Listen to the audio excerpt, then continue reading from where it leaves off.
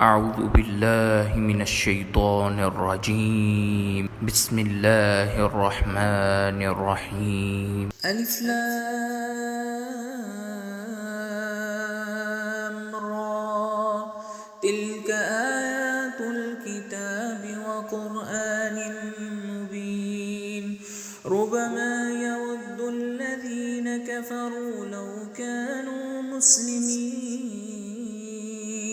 ذرهم يأكلوا ويتمتعوا ويلههم العمل فسوف يعلمون وما أهلكنا من قرية إلا ولها كتاب معلوم ما تسبق من أمة أجلها وما يستأخرون وقالوا يا أيها الذي نزل عليه الذكر إنك لمجنون لو ما تأتينا بالملائكة إن كنت من الصادقين ما ننزل الملائكة إلا بالحق وما كانوا إذا منظرين إنا نحن نزلنا الذكر وإنا له لحافظون ولقد أرسلنا من قبلك في شيعة الأولين وما يأتيهم من رسول إلا كانوا به يستهزئون كذلك نسلكه في قلوب المجرمين لا يؤمنون به وقد خلت سنة الأولين ولو فتحنا عليهم بابا من السماء فظلوا فيه يعرجون لقالوا إنما سكرت أبصارنا بل نحن قوم مسحورون ولقد جعلنا في السماء بروجا وزيناها للناظرين وحفظناها من كل شيطان رجيم إلا من استرق السمع فأتبعه شهاب مبين والأرض مددناها وألقينا فيها رواسي وأنبتنا فيها من كل شيء موزون وجعلنا لكم فيها معايش ومن لستم له برازقين وإن من شيء إلا عندنا خزائنه وما ننزله إلا بقدر معلوم وأرسلنا الرياح لواقح فأنزلنا من السماء ماء فأسقيناكموه وما أنتم له بخازنين وإنا لنحن نحيي ونميت ونحن الوارثون ولقد علمنا المستقدمين منكم ولقد علمنا المستأخرين وإن ربك هو يحشرهم إنه حكيم عليم ولقد خلقنا الإنسان من صلصال من حمأ مسنون والجان خلقناه من قبل من نار السموم وإذ قال ربك للملائكة إني خالق بكم بشرا من صلصال من حمأ مسنون فإذا سويته ونفخت فيه من روحي فقعوا له ساجدين فسجد الملائكة كلهم أجمعون إلا إبليس أبى أن يكون مع الساجدين قال يا إبليس ما لك ألا تكون مع الساجدين قال لم أكن لأسجد لبشر خلقته من صلصال من حمأ مسنون قال فاخرج منها فإنك رجيم وإن عليك اللعنة إلى يوم الدين قال رب فأنذرني إلى يوم يبعثون قال فإنك من المنظرين إلى يوم الوقت المعلوم قال رب بما أغويتني ولأزينن لهم في الأرض ولأغوينهم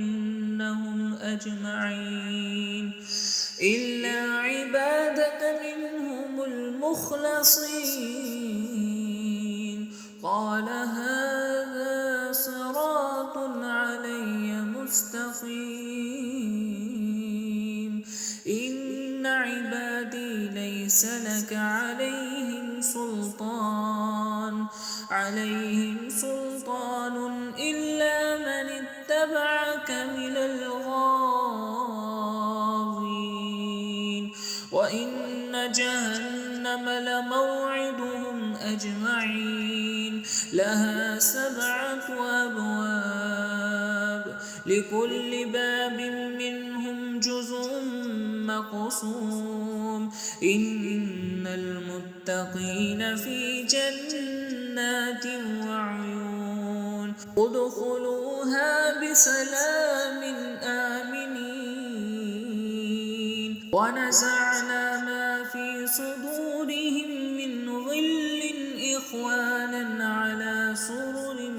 متقابلين لا يمسهم فيها نسب وما هم منها بمخرجين نبي عبادي أني أنا الغفور الرحيم وأن عذابي هو العذاب الأليم ونبئهم عن ضيف إبراهيم إذ دخلوا عليه فقالوا سلاما قال إنا منكم وجلون قالوا لا توجل إنا نبشرك بغلام عليم قال أبشرتموني على أن مسني الكبر فبما تبشرون قالوا بشرناك بالحق فلا تكن من القانتين قال ومن يقنت من رحمة ربه إلا الضالون قال فما خطبكم أيها المرسلون قالوا إنا أرسلنا إلى قوم مجرمين إلا آل لوط إنا لمنجوهم أجمعين إلا امرأته قدرنا إنها لمن الغابرين فلما جاء آل لوط المرسلون قال إنكم قوم منكرون قالوا بل جئناك بما كانوا فيه يمترون وآتيناك بالحق وإنا لصادقون فأسر بأهلك بقطع من الليل واتبع أدبارهم ولا يلتفت منكم أحد وامضوا حيث تؤمرون وقضينا إليه ذلك الأمر أن دابر هؤلاء مقطوع مصبحين وجاء أهل المدينة يستبشرون قال إن هؤلاء ضيفي فلا تفضحون واتقوا الله ولا تخزون قالوا أولم ننهك عن العالمين قال هؤلاء بناتي إن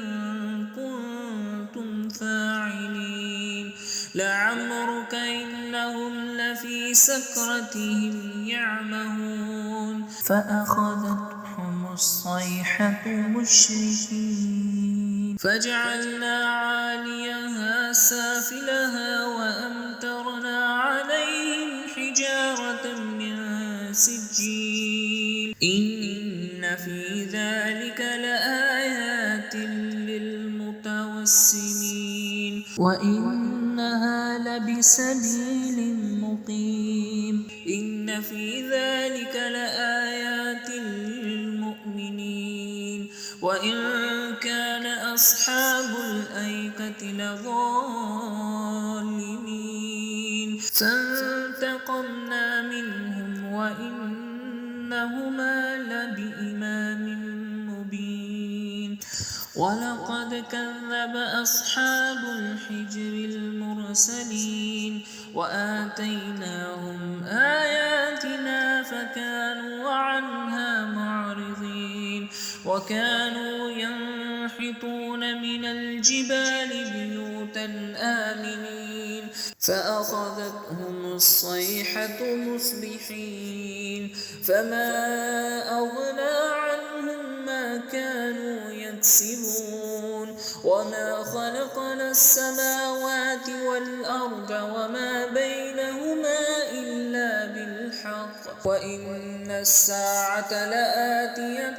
فاصفح الصفح الجميل إن ربك هو الخلاق العليم ولقد آتيناك 7 من المثاني والقرآن العظيم لا تمدن عينيك إلى ما متعنا به أزواجا منهم ولا تحزن عليهم واخفض جناحك للمؤمنين وقل إني أنا النذير المبين كما أنزلنا على المقتسمين الذين جعلوا القرآن عظيم فوربك